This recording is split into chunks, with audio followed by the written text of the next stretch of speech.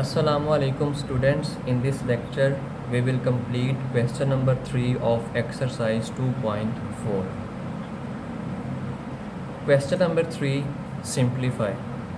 Third part, 5 raised to power 2 raised to power 3 divided by 5 raised to power 2 whole power 3.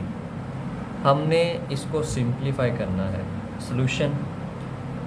अब students यहाँ पे एक basic difference ये है कि यहाँ पे 2 की पावर 3 है और यहाँ पे 5 की पावर 2 है और इसकी होल पावर 3 है. दोनों में डिफरेंस होता है. जब तो ब्रैकेट लगी होगी और 2 पावर लिखी होगी तो फिर हम लॉ ऑफ एक्सपोनेंट के अकॉर्डिंग ही इसको सिंप्लीफाई करेंगे कि पावर और पावर को मल्टीप्लाई करेंगे. जो लॉ ऑफ एक्सपोनेंट है a raise to power m की whole power n that is equal to m और n को मल्टीप्लाई करने तो इकट्ठा करके लिख दिया m इंटू n. ये उस वक्त जब ब्रैकेट हो और ब्रैकेट के इनसाइड पे एक पावर हो और ब्रैकेट की आउटसाइड पे भी एक पावर हो, उस वक्त हम ये लॉ ऑफ एक्सपोनेंट यूज़ करते हैं कि पावर और पावर मल्टीप्लाई होती है. लेकिन अगर ब्रैकेट ना यूज़ हुई हो, जैसा कि इसमें है, इसमें ब्रैकेट यूज़ नहीं हुई लेकिन आपको 2 की पावर 3 नज़र आ रही है, तो जब ऐसा केस हो तो फिर 2 की पावर 3 हम इवेल्यूएट करते हैं. 2 को 3 से मल्टीप्लाई नहीं करते, 2 की पावर 3 इवेल्यूएट करते हैं. 2 की पावर 3 का क्या मतलब है कि 2 को 3 टाइम्स मल्टीप्लाई करेंगे और जब हम 2 को 3 टाइम्स मल्टीप्लाई करेंगे द रिज़ल्ट इज़ 8. और जबकि 2 को 3 से मल्टीप्लाई करेंगे द रिज़ल्ट इज़ 6. तो यहाँ पे ये बेसिक डिफरेंस है कि जब ब्रैकेट यूज़ नहीं होगी तो फिर 2 की पावर 3 का मतलब है कि आपने 2 को 3 टाइम्स मल्टीप्लाई करना है. लेकिन अगर ब्रैकेट यूज़ हुई है तो उसका सिंपल मतलब ये है कि लॉ ऑफ एक्सपोनेंट यूज़ करते हुए आपने पावर और पावर मल्टीप्लाई करनी है. तो 2 इंटू 3 मेक्स 6. अब सिंप्लीफिकेशन की तरफ मूव करते हैं. तो यहाँ पे देखें 2 रेज़ टू पावर 3 था, तो जब हमने इसको यहाँ पे सिंप्लीफाई किया था रिज़ल्ट इज़ 8. तो 5 की पावर बनेगी 8 डिवाइडेड बाय, और ये जब 2 इंटू 3 मल्टीप्लाई होगा 5 रेज़ टू पावर 6. अब 5 raise to power 8 divided by 5 raise to power 6 को हम डिवीजन फॉर्म में लिख लेते हैं. ये डिवीजन साइन जब हम रिमूव करेंगे तो यहाँ पे फ्रैक्शन फॉर्म में लिख लिया, क्योंकि इसका मतलब ये होता है कि 5 रेज़ टू पावर 8 डिवाइड हो रहा है 5 रेज़ टू पावर 6 से. तो सिंपल डिवीजन साइन को हमने एलिमिनेट करते हुए फ्रैक्शन फॉर्म लिख ली. अब यहाँ पे वंस अगेन हम लॉ ऑफ एक्सपोनेंट यूज़ करेंगे कि बेसिस अगर सेम हैं और पावर्स डिफरेंट हैं देन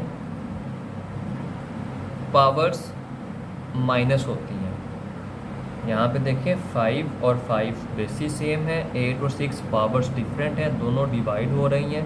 तो हम यहाँ पे जो लॉ ऑफ एक्सपोनेंट है, ये मैंने हिंट दी है, हिंट देना लाजमी होता है लॉ का. अब हम लॉ ऑफ एक्सपोनेंट यूज़ करेंगे, वैसे मैंने यहाँ पे भी एक्सप्लेन कर दिया. 5 को लिखेंगे सिंगल टाइम और इसकी पावर 8 माइनस 6. तो ये लॉ ऑफ एक्सपोनेंट यूज़ करते हुए हमने इसको सिंप्लीफाई किया. अब 8 minus 6 is equal to 2 and square of 5 is equal to 25. So this is the answer. Fourth part, x raise to power 3 whole power 2 divided by x raise to power 3 raise to power 2. अब यहाँ पे भी basic difference ये वाला ही है. First term में देखें कि ब्रैकेट इन्वॉल्व है, तो जब ब्रैकेट इन्वॉल्व होगी तो सिंपल मल्टीप्लिकेशन होगी, पावर और पावर मल्टीप्लाई होंगे according to this law of exponent. तो 3 into 2 makes 6 x raise to power 6. लेकिन यहाँ पे ब्रैकेट यूज़ नहीं हुई इस टर्म में और 3 रेज़ टू पावर 2 लिखा है. तो 3 रेज़ टू पावर 2 का मतलब ये है कि 3 मल्टीप्लाई बाय 3 और 3 multiply by 3 is equal to 9. So x की पावर 9 जब हम इसको सिंप्लीफाई करेंगे, ये लिखा है 3 रेज़ टू पावर 2. अब वंस अगेन ये दो नंबर्स डिवाइड हो रहे हैं, मैंने साइन रिमूव करके डिवीजन का इनको फ्रैक्शन फॉर्म में लिख लेना है. जब मैं फ्रैक्शन फॉर्म में लिख लूँगा तो अब once again law of exponent use करेंगे कि बेसिस सेम है, पावर्स डिफरेंट हैं, डिवाइड हो रही हैं. तो बेस को सिंगल टाइम लिखेंगे और पावर्स को सब्ट्रैक्ट करेंगे। तो यहाँ पे भी x और x बेस सेम है जबकि पावर्स डिफरेंट हैं।